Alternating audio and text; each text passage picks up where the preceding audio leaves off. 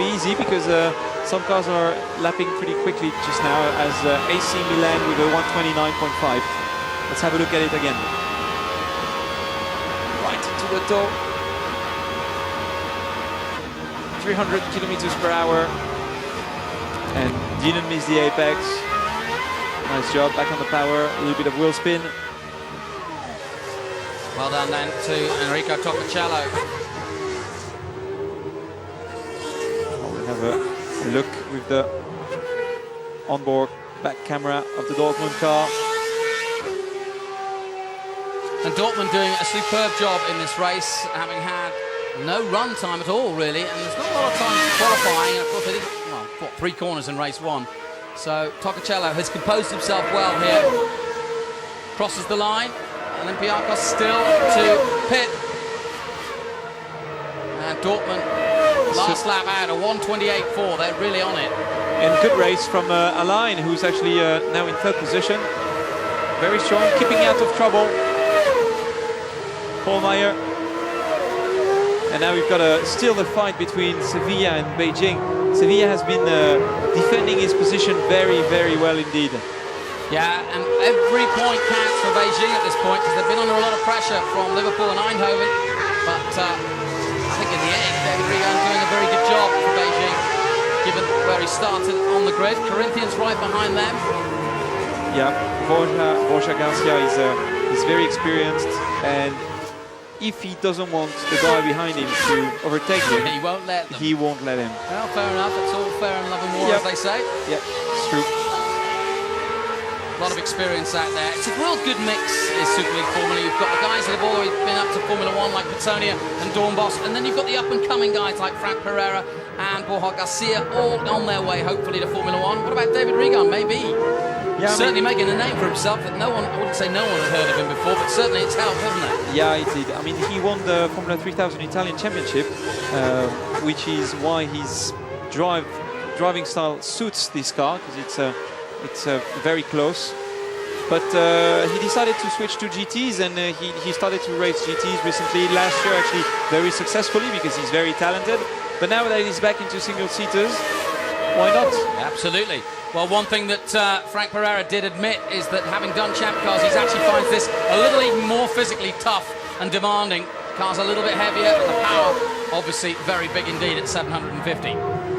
Yes, it is a very, very heavy, not heavy, but very difficult and physical car to drive. And out here in Estoril, it's even harder because this is the most physical track of the season. Well, Casper Anderson about to get a break, and he's surely going to come and pit in very soon. Not much of a rest, but he'll get a little bit of breathing space. We'll check out if he comes. This is the last corner, and here he goes. Olympiacos, the only man not to stop yet. Anderson surely now on his way into the pits. Is he? Yes. In he comes. Let's have a look. Now the question is, where are Dortmund? Olympiacos, here they come, slowing it down.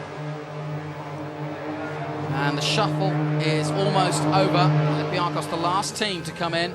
On the speed limiter at 60 Ks. Okay, no problem so far. The rear wheels are heavier than the front wheels. Dortmund crossed the line now. And away goes Olympiacos. So Dortmund lead. Alain moving up to 2nd place. They cross the line now. AC Milan chase them. And the question is, who else will go past before Olympiacos get out? Galatasaray as well. Ooh. So interesting stuff. And there's more overtaking as Beijing make a move on Sevilla and make it stick this time. Beautiful maneuver from Beijing. It's not over yet. No. The Corinthians have caught up as well. That's allowed Pettonia to get right up the back end now, and he surely is going to make a move on Sevilla as well. No, good defensive driving from Garcia. Yes. Pettonia comes alongside him. You can't overtake there, can you, Bruce? No, you can't, especially not on the outside. Okay. You know, but and that's why Borja knows that, and that's why he keeps the inside spot. We saw Adrian Vaez make a move here down this back straight. Could Pettonia have a go himself? He's going for it. He is going for it. Pettonia tries around the outside, can't do. He didn't have such a good run out of the previous corner, that's why he couldn't try. But very well done to Beijing to make the move, and we have a look at it from the outside. Nice move, very good indeed. Yeah. And Beijing already pulling away from both Sevilla and Corinthians. So David Rigon doing an excellent job getting past there.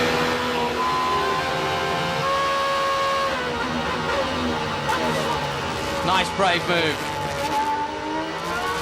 Yeah, very late braking. Look at the gap he's pulled away already. Yeah, amazing. So just now he should be in 6th position after the stops.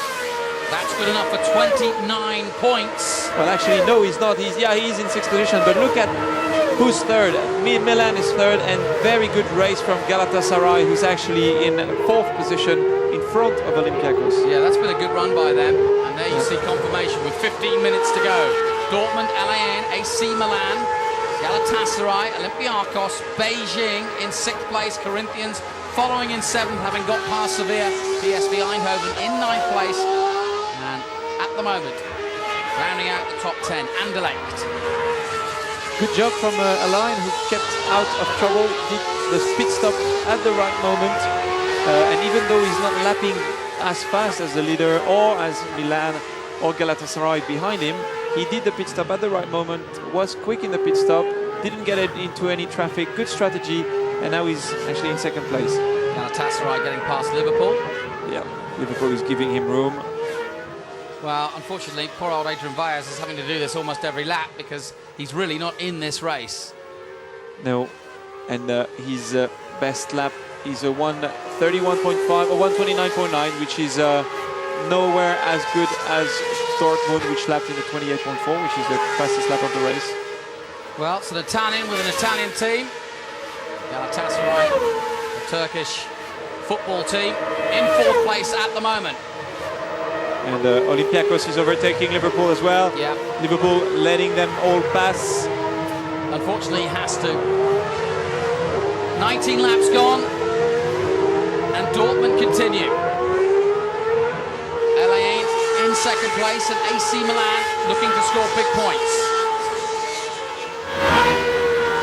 And on board with Olympiacos, overtaking Liverpool. He's virtually letting him pass. Yeah, we're seeing a lot of overtaking on Liverpool, but of course, it's not really for position, so 13 minutes to go. Olympiacos continue in 5th place. Beijing, there they are, in 6th. They're not far away, are they? Liverpool becoming a little bit of a wall at the moment. And it's a double-edged sword for Adrian Valles. He really should get out of the way because the race is on.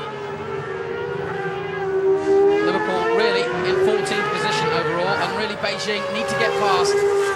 But of course, Adrian Valles is not surprised that Beijing is behind them, and he knows exactly what's going on when it comes to the actual league positions. There you go, Corinthians are right. Well, that's it. I mean, Beijing are being held up by Liverpool, yes. and now Corinthians. So, to be honest, Adrian Valles is being a bit naughty here. He needs to get out of the way. He'll do it fairly here on the main straight. Beijing surely will go past now, or will they? Valles looks in his mirror. He should have let them pass earlier on, because I mean that's not very nice from him. What Not he at does all. just now. Valles is being quite naughty out there, and he should allow Corinthians to come through too, and he does. So Valles comes to his senses somewhat. What he might have done just now is held up a little bit Corinthians, just because he did held up Beijing a little bit too much, and he probably